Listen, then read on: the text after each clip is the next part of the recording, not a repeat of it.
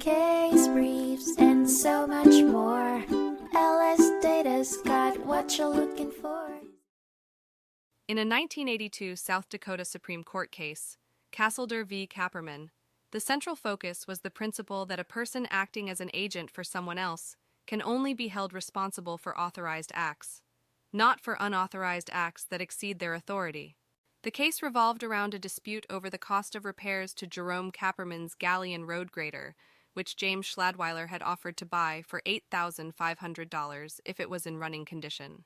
Kapperman agreed to pay up to $3,000 for engine repairs, and Schladweiler arranged for the work to be done at A&G Diesel Truck Repair.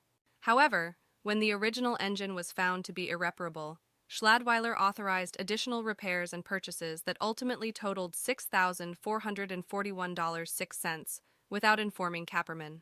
As a result, both parties refused to pay the bill, leading to a lawsuit. The lower court ruled that Schladweiler was responsible for $3,441.06 plus interest, while Kapperman owed $3,000. Schladweiler appealed the judgment, arguing that his agency relationship with Kapperman should have absolved him of responsibility. However, the South Dakota Supreme Court upheld the trial court's decision, ruling that while an agency relationship did exist between the two parties, it only extended up to the agreed-upon $3,000 limit.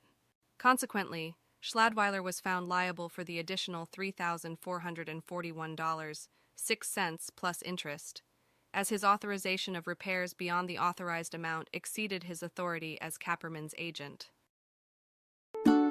Case briefs, and so much more. LSData's got what you're looking for. Visit lsd.law, elevate your mind. Leave the stress of class.